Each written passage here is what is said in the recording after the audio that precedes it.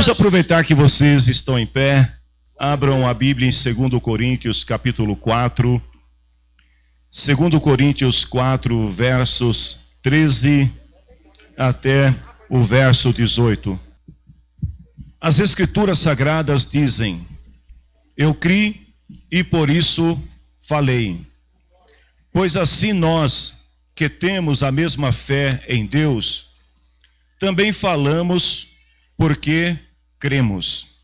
Pois sabemos que Deus, que ressuscitou o Senhor Jesus, também nos ressuscitará com Ele e nos levará junto com vocês até a presença de Deus. Tudo isso aconteceu para o bem de vocês, a fim de que a graça de Deus alcance um número cada vez maior de pessoas, e estas façam mais orações de agradecimento para a glória de Deus. Por isso nunca ficamos desanimados. Mesmo que o nosso corpo vá se gastando, o nosso espírito vai se renovando dia a dia. E essa pequena, passageira aflição que sofremos vai nos trazer uma glória enorme e eterna, muito maior do que o sofrimento. Porque nós não prestamos atenção nas coisas que se veem, mas nas que não se veem. Pois o que pode ser visto dura um pouco, mas o que não pode ser visto dura para sempre. Amém? Você pode tomar assento em nome do Senhor Jesus. Deus abençoe a tua vida. Eu quero começar esta palavra lançando uma pergunta para todos nós que estamos aqui, também para vocês que estão assistindo esta reunião de culto. Em quem você crê? Ou no que você crê? Vejam bem, nós falamos, nós defendemos, nós lutamos por aquilo que acreditamos. E quando Paulo está escrevendo esta carta à igreja em Corinto, uma das verdades que Paulo nos revela é que não há fé verdadeira se ela estiver oculta. Ou seja, ninguém vai saber que você tem fé se esta fé não se manifestar. Se esta fé não for revelada, se você não a demonstrar através das suas palavras e das suas ações, ninguém saberá que você tem fé. Paulo está fazendo menção aqui ao Salmo 116, ao versículo 10 desse Salmo, onde o salmista expressa a sua gratidão e o seu louvor a Deus, porque ele estava vivendo um momento de profunda aflição. E ele diz assim que o Senhor o livrou de laços de morte, que Deus tirou ele de uma angústia infernal. Ou seja, ele estava se sentindo como se estivesse no fundo do poço. E ele diz que ele foi tomado por uma tristeza profunda, por grande aflição e medo. E nesta hora o salmista, ele clamou ao Senhor. Então ele falou assim: eu criei e por isso falei. Porque na sua oração de clamor e de súplica ao Senhor, se depois você for ler o Salmo 116 em casa, você vai ver que no verso 12 ele diz assim: o que eu darei ao Senhor em troca dos seus benefícios para comigo? Vejam bem, gente, o cara estava passando por um momento de aflição, de profunda aflição, que ele chega a chamar de angústia infernal. Mas ele crê tanto no Senhor, que mesmo antes de receber o livramento, mesmo antes dele contemplar o mover, a mão de Deus agindo em sua direção, em seu favor, ele se volta para si mesmo e fala assim: o que eu posso dar a Deus em troca dos benefícios que ele tem feito para comigo? Então por isso que o salmista disse: eu criei e por isso eu falei. E é por isso que eu perguntei para você nesta noite em quem você crê.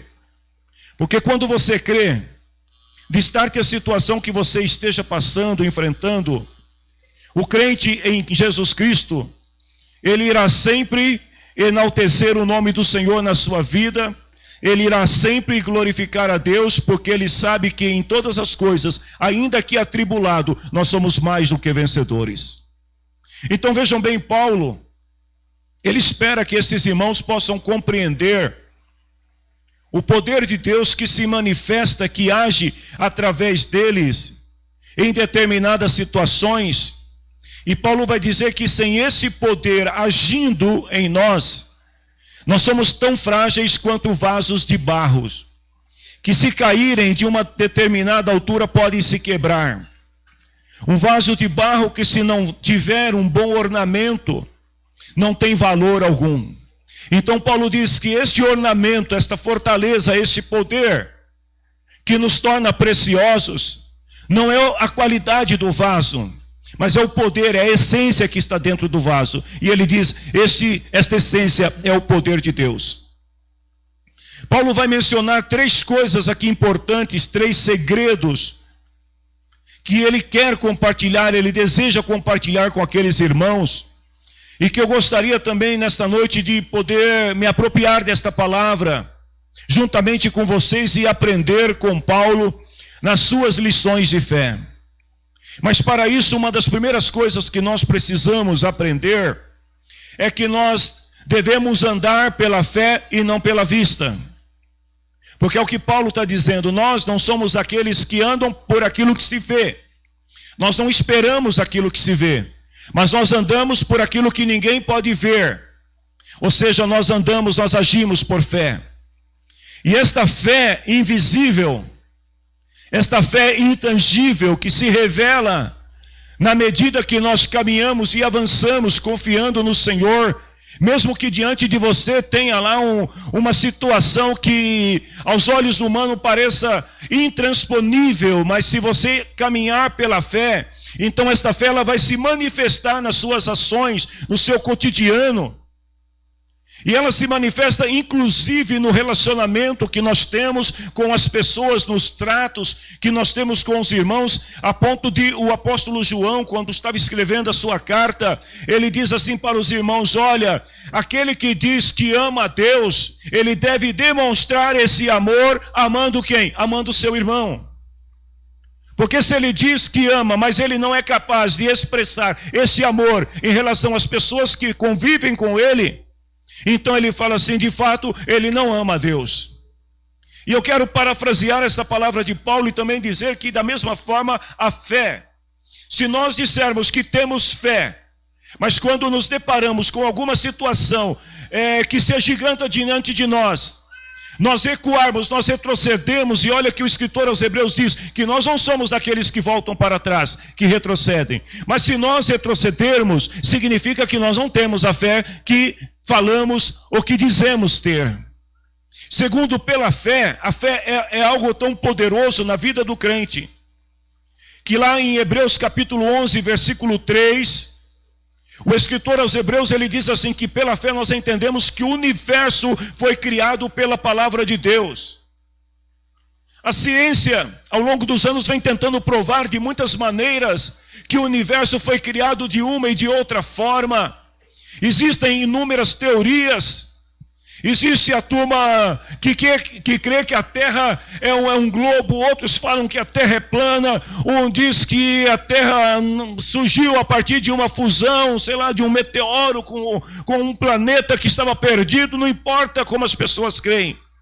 O crente em Jesus, segundo a palavra de Deus, diz assim, pela fé nós entendemos que o universo foi criado pela palavra de Deus, ou seja, Deus falou e o universo passou a existir. Esta é a nossa fé, e a fé é inquestionável.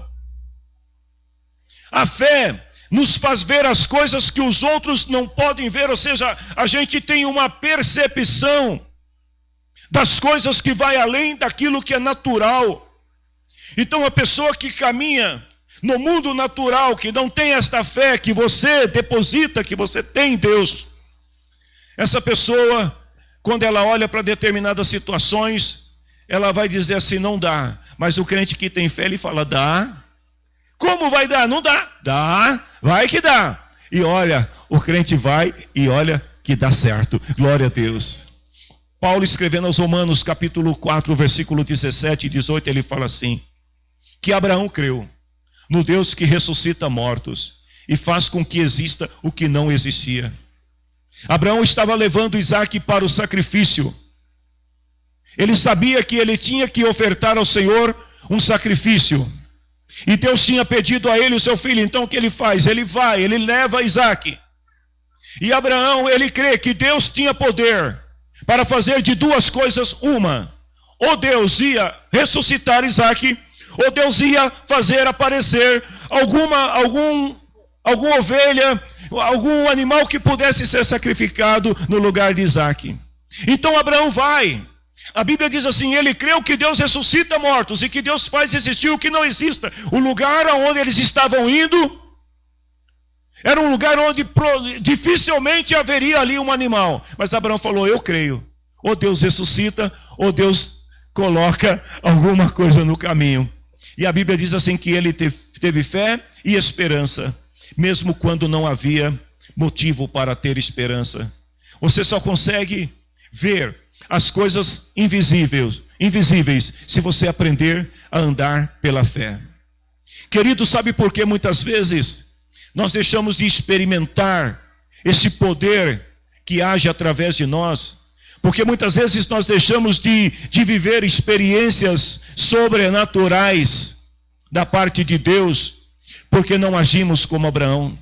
Se Deus nos pedir hoje um Isaque, o Isaque que representa o bem mais precioso que você possa ter na sua vida, e esse bem pode significar pessoas ou coisas, mas se Deus te pedir o Isaque hoje, talvez muitos vão dizer assim, Senhor, vamos sentar e vamos negociar. Mas aquele que tem fé, ele não negocia. Aquele que tem fé, ele acredita, e pelo fato dele acreditar, ele obedece o que a palavra do Senhor diz. Em Hebreus capítulo 11, versículo 27, o escritor aos Hebreus diz assim, que Moisés abandonou o Egito e não ficou amedrontado com a ira do rei. Ou seja, Moisés sai do Egito, leva consigo todo aquele povo hebreu que até então eram escravos. Mas ele não tem medo do que poderia acontecer. Tem muita gente que até tem coragem para tomar decisão e sair do Egito. Mas depois, no meio do caminho, faz como aqueles hebreus que disseram para Moisés, é melhor a gente voltar, porque é difícil continuar quando você tem um mar na sua frente. Mas o homem e a mulher que tem fé em Deus, ele é como diz aqui o escritor aos Hebreus, não teve medo, permaneceu firme como quem vê aquele que é invisível. Senhor, tem um mar à nossa frente, o povo começa a reclamar e diz assim, Moisés, vamos voltar. Mas o Senhor diz para Moisés, toca nas águas. Moisés toca nas águas e as águas se abrem. Ei, deixa eu dizer uma coisa para você. Você já deu um grande passo na sua vida no dia em que você entregou a sua vida a Jesus. No dia em que você decidiu acreditar nesse Deus. Mas Ele quer que você avance um pouco mais. Ele quer que você seja ousado, a ponto de caminhar, mesmo que tenha um mar diante da tua vida, na tua frente, sabendo que este mar vai se abrir, se você crer no poder invisível de Deus, naquilo que você não vê, que ninguém vê, mas que Deus vai fazer. Então, uma lição que eu digo para vocês nesta noite, procure enxergar as coisas que ninguém vê. Veja aquilo que os outros não veem. Estão dizendo para você que não dá. Mas se você tem fé e Deus falou para você que dá certo, então vai em frente, meu irmão. Se Deus falou com você, então não duvide. Porque na tua caminhada, na tua jornada, vão surgir profetas velhos que vão tentar tirar você do caminho que Deus disse para você seguir. Na tua caminhada vão surgir falsos profetas que vão dizer para você ir por ali, por aquele outro caminho, quando Deus não disse. Não se deixe enganar pelas palavras que você ouve. Apenas creia no teu coração naquilo que Deus tem falado para você, naquilo que Deus tem ministrado para a tua vida. Seja um homem, uma mulher de fé e enxergue aquilo que ninguém vê. Porque a fé é para você, o poder é para você, o milagre é para você, o que vai acontecer é para você, não é para o outro. Então não adianta, na tua caminhada, você perguntar para alguém e dizer assim, irmão, você está vendo alguma coisa? Vai ser igual aquele moço de Eliseu. Ele olha para Eliseu e fala assim, Senhor, nós estamos mal, porque tem um monte de inimigos cercando a cidade aí, vão nos destruir.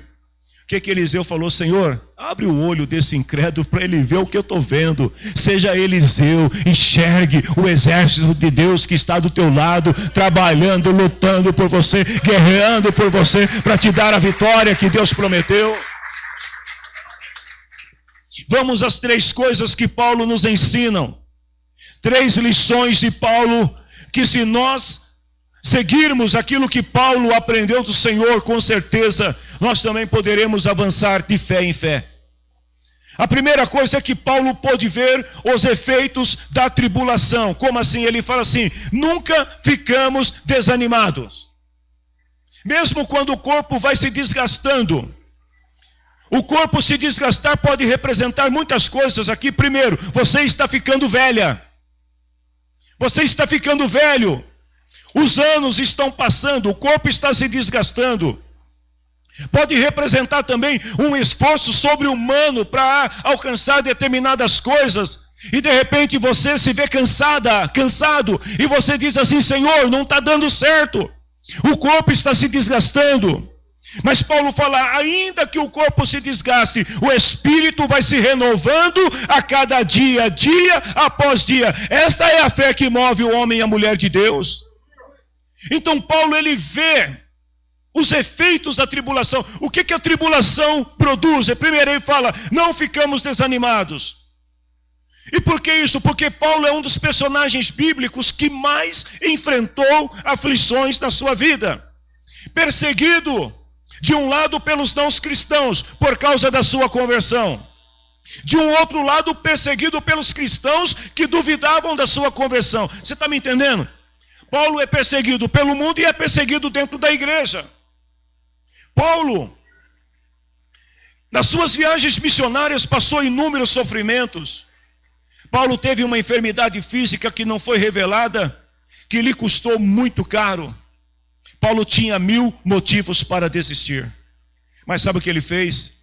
Ele preferiu continuar a sua jornada de fé. Segundo, Paulo aprendeu que a tribulação é passageira. Então, primeiro, Paulo aprendeu que o efeito da tribulação produz renovação. Ou seja, quando você passa por uma luta, mas você continua confiando no Senhor, o teu espírito se renova no Senhor. Segundo, Paulo aprendeu que a tribulação é passageira. Ou seja, ele fala assim: esta pequena e passageira aflição que sofremos. Então Paulo, ele não vê a tribulação como uma coisa permanente. Paulo não vê o problema como uma situação sem fim. Paulo deixa bem claro que toda tribulação, queridos irmãos, tem prazo de validade. Ela tem uma limitação no tempo. E o seu limite máximo, o máximo que uma tribulação pode durar na vida de um crente, você quer saber? Posso falar para você? O máximo que ela pode durar é o seu tempo de vida aqui na terra. Pastor, que Deus tenha misericórdia. Mas é verdade. O máximo que a tribulação pode durar na vida de um crente é enquanto ele está vivendo nessa vida terrena.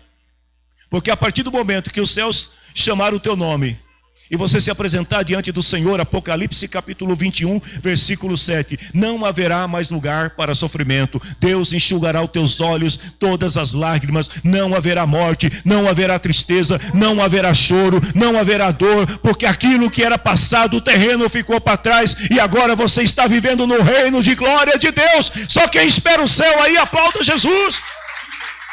Oh, aleluia.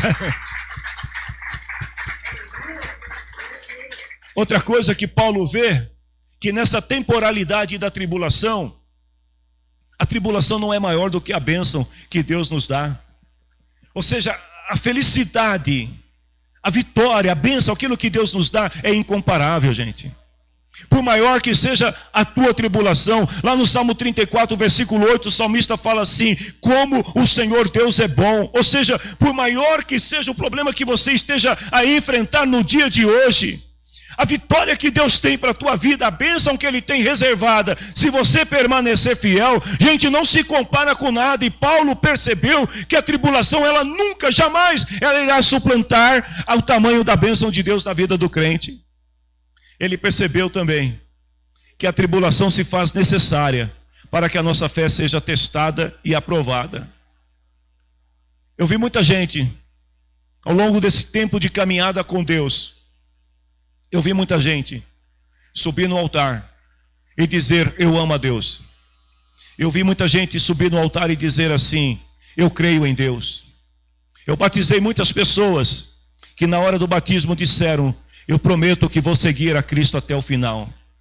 E essas pessoas falharam. Sabe por que essas pessoas falharam? Porque quando veio a provação e a sua fé foi testada, a fé foi reprovada.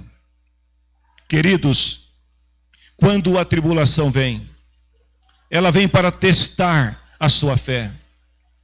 Deus quer testar e espera que a sua fé seja aprovada. Hebreus capítulo 10, 38 e 39. Se uma pessoa voltar atrás, eu não ficarei contente com ela. Você não foi chamado para andar para trás. Você foi chamado para andar para frente. Porque aquele que te espera e aquele que te chamou, ele está à tua frente, Jesus Cristo. O escritor aos Hebreus diz, nós não somos como aqueles que voltam. Pelo contrário, nós temos fé. E a fé é que te faz movimentar cada dia, cada manhã em direção ao Senhor. Deus não permitirá que você passe por uma tribulação acima daquilo que você pode resistir. Lá em 1 Coríntios capítulo 10, versículo 13, Paulo fala assim, as tentações que vocês têm de enfrentar são as mesmas que os outros enfrentam. Os problemas que alguns aqui passam, tem milhões de pessoas, talvez bilhões de pessoas no mundo passando pelos mesmos processos que você passa. Mas ele diz assim, Deus cumpre a sua promessa, aí é para você. Não deixará que você sofra tentações que não possa suportar. Ou seja, Deus conhece o limite da tua fé. E Paulo conclui dizendo que quando a tentação vier, Deus dará força para que você possa suportar. E assim você possa triunfar sobre esta tentação, sobre esta adversidade. Terceiro, Paulo... Eu vou entrar na mensagem já, viu, irmãos? Estou fazendo uma introdução aqui. Terceiro, Paulo aprendeu a ver os resultados depois da tribulação. No verso 16 ele fala assim, que o nosso espírito vai se renovando a cada dia. Ou seja, o que Paulo está dizendo aqui é que ele conseguiu enxergar o que acontece depois que você vence. Depois que você passa por alguma situação, talvez muitos de vocês aqui tenham enfrentado alguma situação, passado por algum processo na sua vida que foi muito doloroso, foi terrível, foi difícil, te custou lágrimas, te custou sofrimento, dores. Mas você passou por aquilo e depois que você passou, os anos se foram e você olhou para trás e falou assim, uau! Eu consegui vencer. Então Paulo está dizendo aqui, olha, o nosso espírito se renova, porque a tribulação, ela produz na vida do crente um peso incomparável de glória. Não se compara a vitória na vida do crente com os valores naturais. É por isso que quando Paulo estava na prisão, diferente dos outros que estavam chorando, sabe o que Paulo estava fazendo na prisão, gente? Ele chamou o irmão Silas e falou assim, vamos cantar. E começaram a cantar.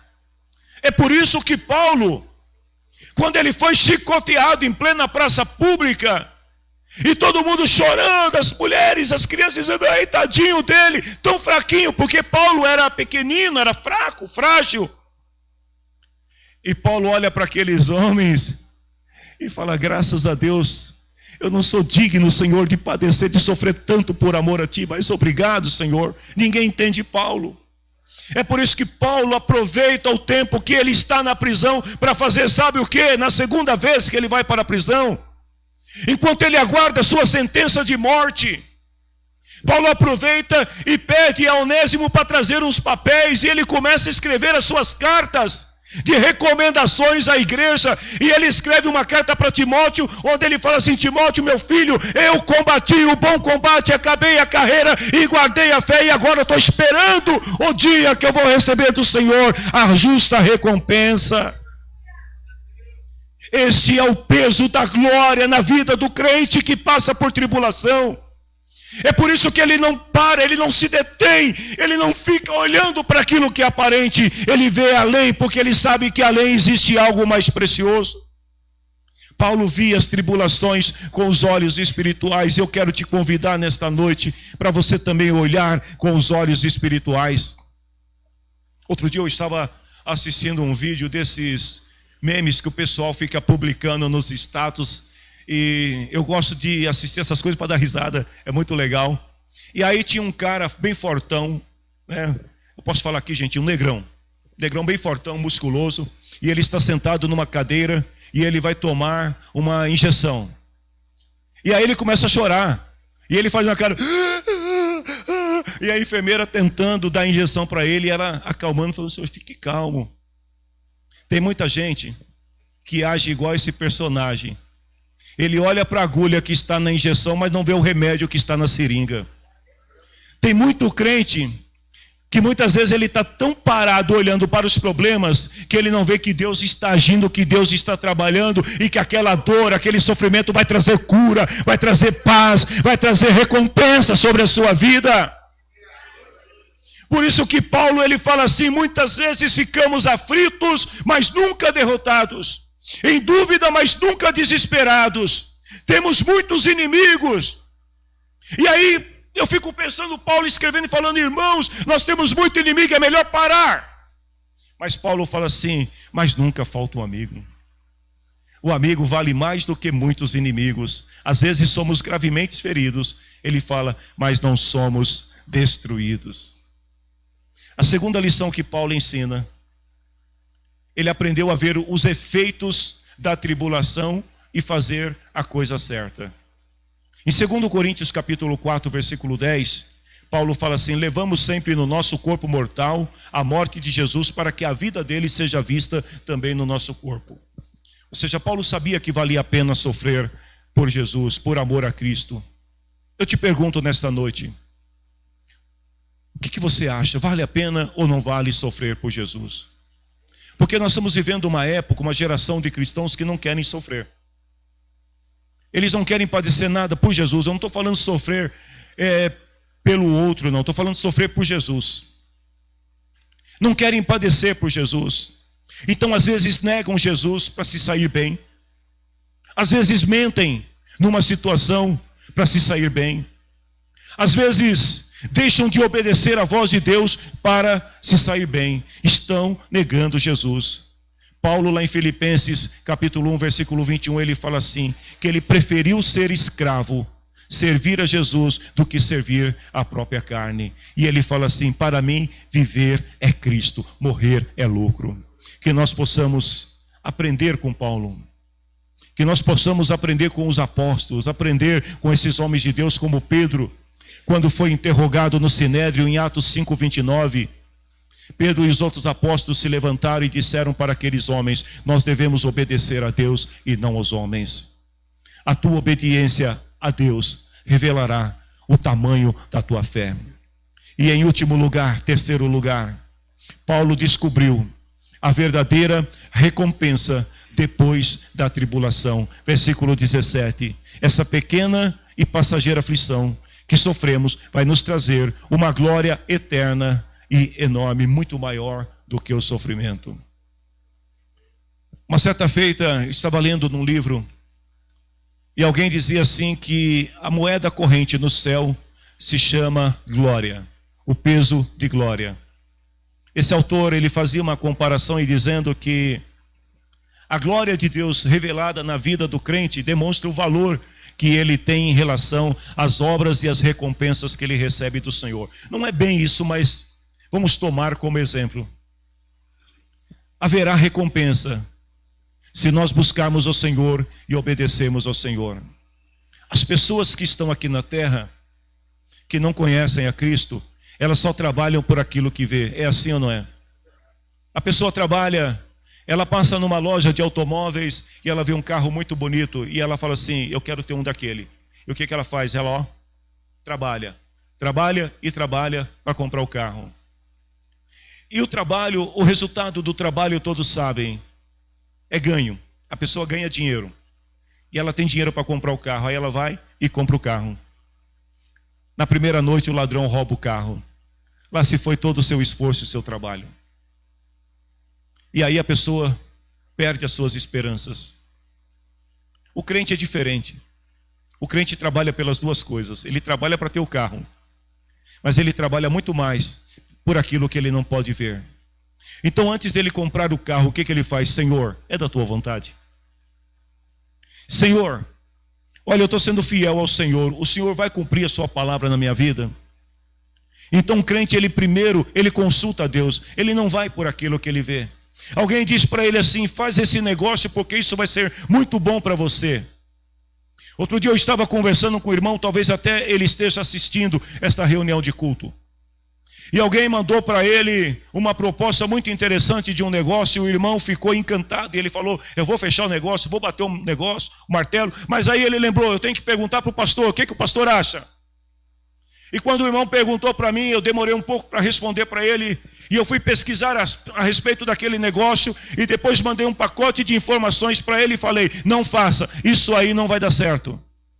E o irmão me agradeceu e falou: muito obrigado, porque eu ia fazer, ia me dar mal. O crente em Cristo, ele pode até se encantar com aquilo que ele vê, mas ele não se deixa influenciar por aquilo que ele vê. Porque ele sabe que por mais bonito, por mais belo que seja aquilo que os seus olhos estão vendo, ele precisa ter uma visão da dimensão que está além daquilo. E muitas vezes aquilo que parece tão bonito pode ser, na verdade, uma estratégia do inimigo para tentar te afastar da presença de Deus, tentar te roubar da presença de Deus. Então o cristão, ele trabalha pelas duas coisas, mas ele trabalha muito mais por aquilo que ele não vê. Primeiro ele pede ao Senhor, e ele consulta, porque aquilo que você não vê, Deus está vendo e Deus fala. O cristão sabe que as coisas naturais são passageiras. Eu estou terminando a mensagem. O ladrão pode roubar, a traça pode consumir, a ferrugem pode consumir, o tempo desvaloriza, e tem mais ainda: quando a pessoa morre, não leva nada com ela, fica tudo aqui. Então é por isso que o crente olha para o invisível. No verso 18 ele fala assim: não prestamos atenção nas coisas que se veem, mas naquilo que ninguém vê, ou seja, no invisível, porque o que é visto dura pouco. Tudo aquilo que é natural vai terminar um dia, mas aquilo que não se pode ver, Paulo diz, dura para sempre. Eu quero convidar a igreja para se colocar em pé em nome de Jesus. Eu quero dar um último conselho para vocês nesta noite.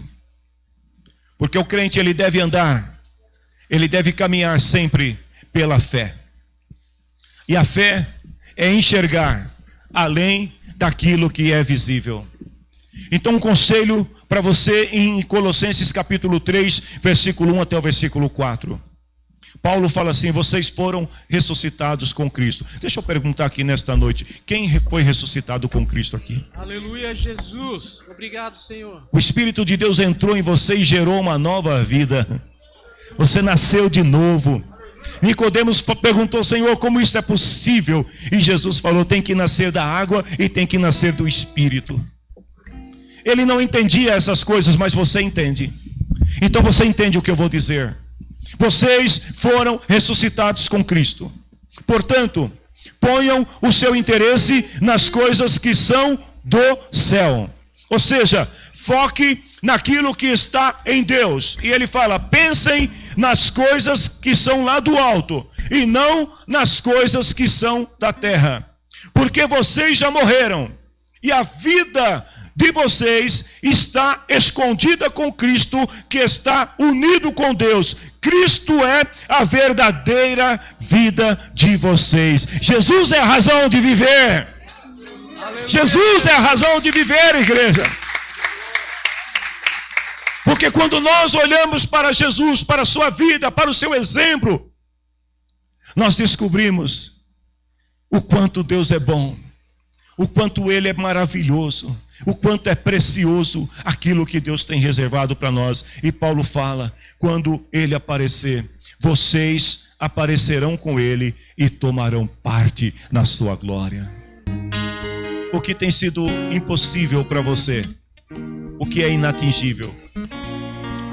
Sabe, aquilo que você desejou no teu coração, que Deus te fez sonhar, Mas aí você olha e fala assim: Senhor, isso aí é impossível. Senhor, não tem como alcançar.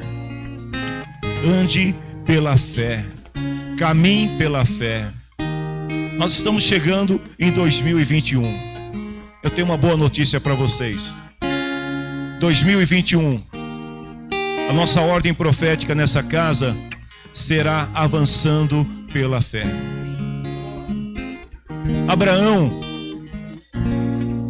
ele não via o que estava à sua frente, mas ele cria e ele avançava. Eu quero te convidar para você começar a avançar, buscar os teus sonhos, buscar aquilo que você deseja, aquilo que você planejou, que você colocou nas mãos de Deus. Pode parecer impossível, pode parecer inatingível, mas se você crer pela fé, você vai chegar lá em nome de Jesus. Se você crer, fecha os teus olhos, em nome do Senhor Jesus. Eu quero orar, Senhor, neste momento pela tua igreja, pela igreja que está reunida aqui e pela igreja que está reunida nos seus lares ou em seus locais de trabalho nesta hora, que estão acompanhando esta reunião. Eu oro, Senhor, pelas pessoas que também colocaram seus pedidos de oração nesta noite a esta casa. Senhor, ainda que alguns aqui estejam sonhando e considerando difícil de alcançar aquilo que o Senhor tem os feito sonhar, nesta noite a tua palavra tem nos ensinado. Nós não olhamos, Senhor, para aquilo que se vê, nós olhamos para aquilo que não se pode ver. E é de posse desta palavra, Senhor, que eu quero nesta noite, no nome de Jesus, abençoar a tua igreja e profetizar sobre essa casa tempos, Senhor, gloriosos, tempos de vitória, de honra, de restauração, tempos de conquista, Senhor, sobre a vida do teu povo. Porque todo aquele que anda pela fé, todo aquele que caminha pela fé, todo aquele, Senhor, que não se detém no caminho, porque sabe que o Senhor está com ele, não somente irá triunfar, mas o poder de Cristo será manifesto através dessa pessoa, Senhor. E a glória do Senhor virá com um peso incomparável sobre a vida daqueles que têm fé. Em nome do Senhor Jesus. Se você recebe esta palavra, levante a tua mão ao céu. O grande amor de Deus, a graça bendita e preciosa de Jesus, esse poder que move dentro de você, e esta fé que te faz vencer, seja sempre com você e com a tua família. O Senhor abençoe a todos. Boa noite.